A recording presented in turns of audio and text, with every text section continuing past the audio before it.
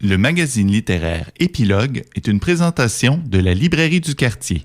Merci à ce précieux partenaire et à leur équipe de libraires. Vos prochaines lectures vous attendent au 1120 Avenue Cartier. La vieille bagnole. La vieille bagnole. Il y en a aussi des neuves, des bagnoles, et elles sont de plus en plus électriques. Et c'est la passion, on pourrait dire, de Paul-Robert Raymond, notre invité journaliste économique au journal Le Soleil, qui a coécrit avec Daniel Breton, Pierre Langlois et Michael Bettencourt le guide pratique de la voiture électrique, 4e édition, 80 essais routiers aux Éditions de l'Homme. C'est rare qu'on parle de guide pratique de voiture, Paul Robert, à Épilogue, mais on trouvait que le véhicule électrique, c'est plus que ça. C'est de l'économie, c'est la société, c'est presque de la culture. Hein? Oui. Et Simon, d'ailleurs, très intéressé à l'entrevue. On va l'amener à deux, si tu veux bien. Alors, premièrement, bonjour, bienvenue. Merci. Cette première à Épilogue.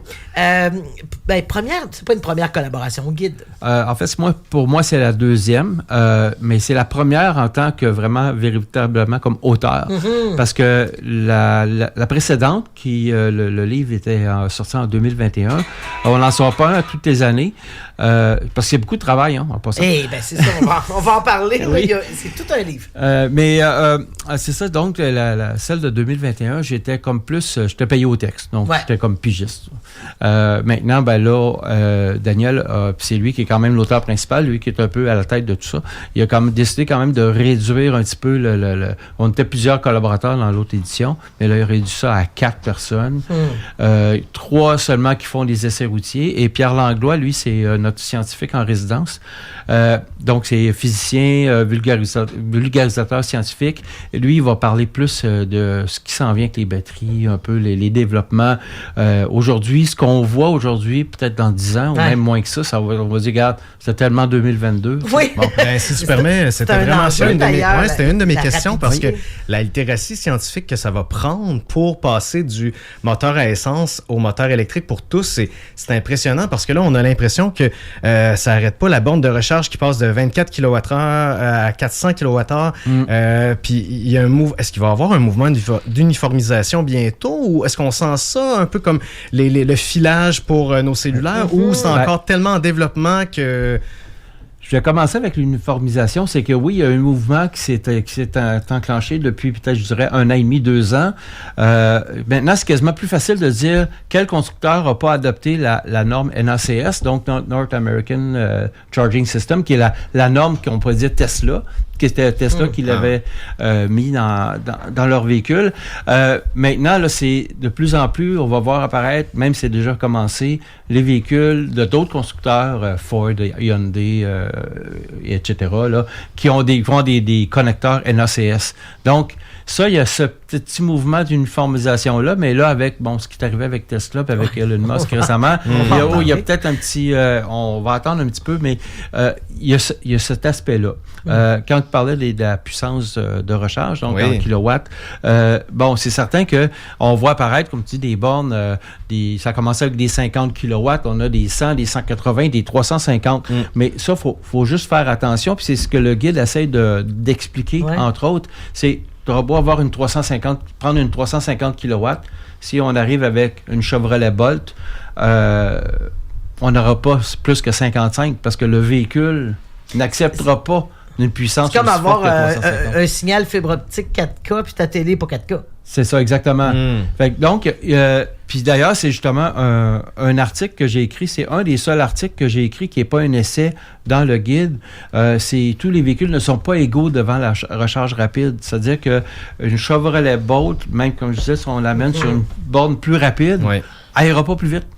Alors qu'on prend un modèle plus haut de gamme, ou certains constructeurs comme Hyundai, Kia, eux autres, ils vont arriver sur des 350 puis ils vont nous donner un rendement assez spectaculaire. Ils peuvent arriver jusqu'à...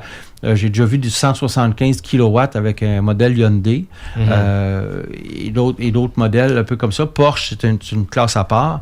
Donc, c'est ça, c'est Puis tranquillement, ça va défaire un peu les mythes qu'on avait sur la recharge qui est tellement lente. On ne peut pas partir longtemps avec une voiture électrique. Là, on se rend compte qu'on est capable de faire des petits arrêts. Je lisais 15-20 minutes, puis on a une recharge à 50 ou à 80 %. Moi, ça m'a vraiment étonné qu'en 5 ans, vous disiez dans le livre qu'on a passé à ça, là, 90 minutes à 15 minutes, mais où est-ce qu'on s'en va dans les prochaines années? Est-ce que c'est la même chose, encore du 5 minutes ou ce que mon collègue Pierre Langlois essaie d'expliquer, c'est que il y a plusieurs chimies de batterie qui s'en viennent sur le marché, qui vont permettre justement des recharges plus rapides ou à tout le moins plus stables. Ah oui, puis Valérie, ça c'est étonnant. Les piles, les batteries, il ne faut pas dire piles à ce moment-là, les batteries chinoises sont étonnantes. Fait que oui, allez-y.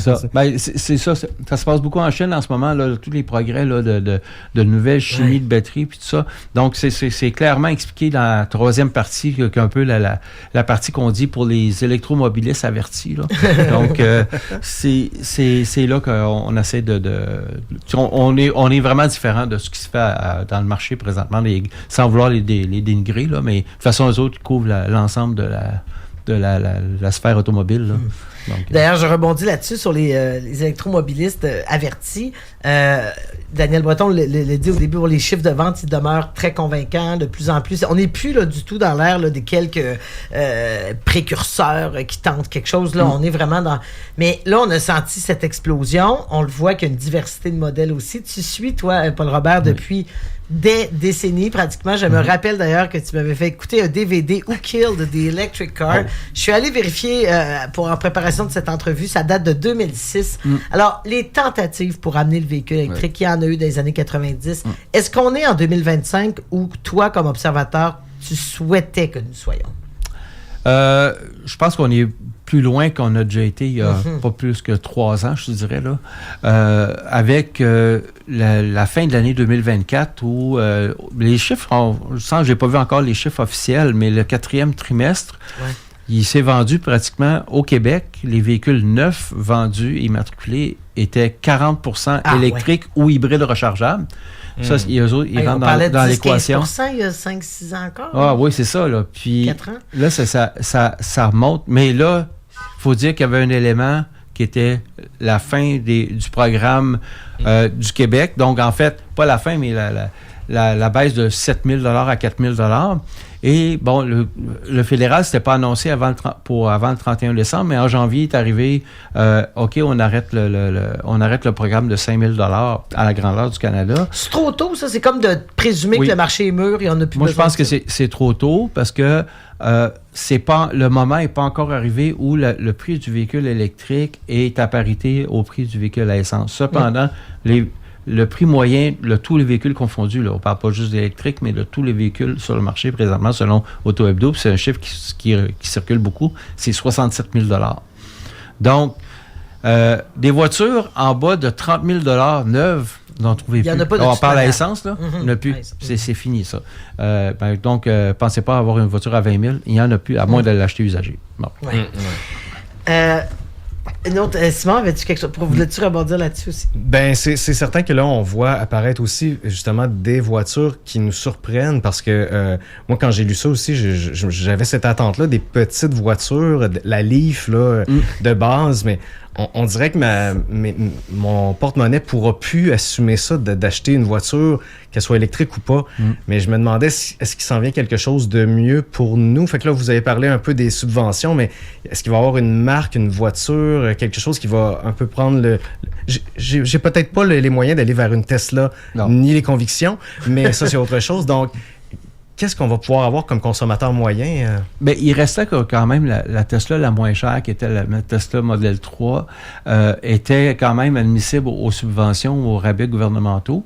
Cependant, là, ça s'arrêtait là, parce que les modèles Y, je pense qu'il y a eu un petit moment, c'était admissible. Après ça, il était plus, il était trop cher. Cependant, je pense que je pense que la clé, c'est...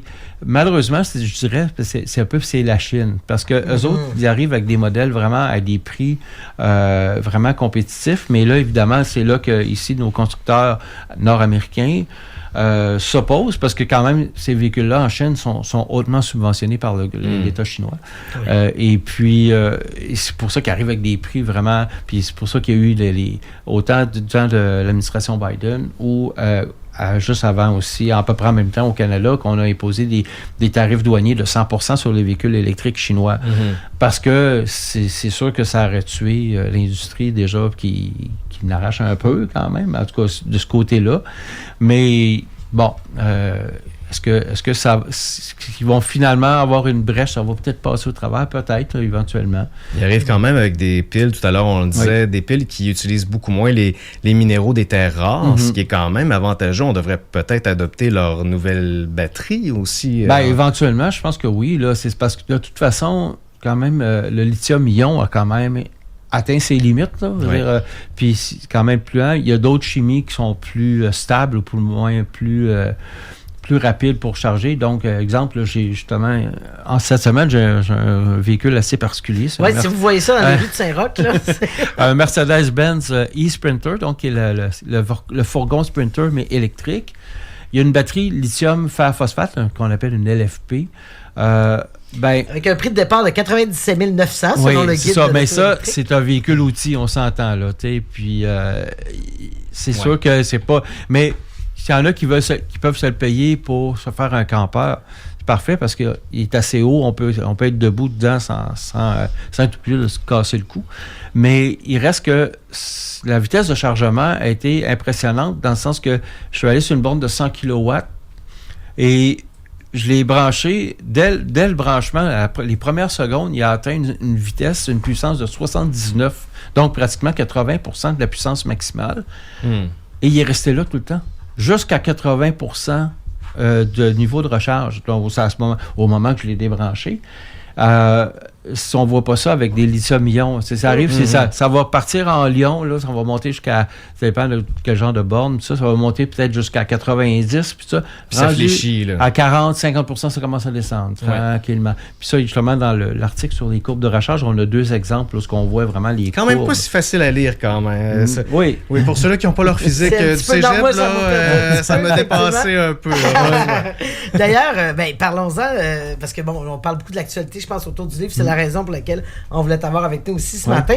Mais j'avais une question plus technique sur l'auteur, sur le journaliste qui a effectué des dizaines d'essais pour les 80 qui sont dans le livre.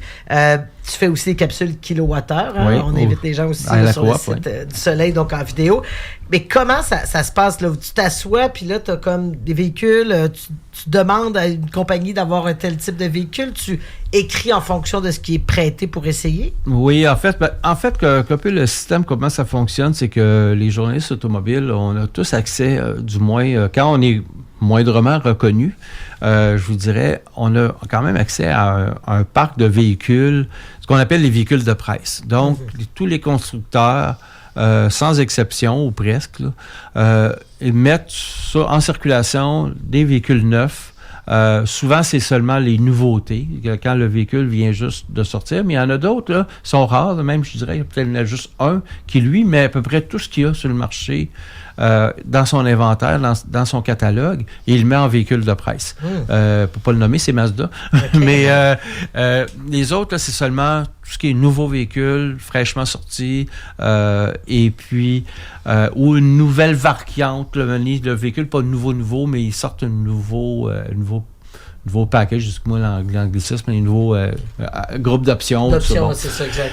Donc, nous, on travaille beaucoup avec les relationnistes des différents constructeurs automobiles. Il y a aussi certains constructeurs qui font affaire avec une compagnie, une tierce partie à Montréal qui gère à peu près le 3/4 des marques. C'est pas une blague, là. Il gère à peu près le 3/4 des marques pour la manutention puis tout ça, mais lui, ses locaux sont à Montréal, puis des fois, il envoie quelques véhicules.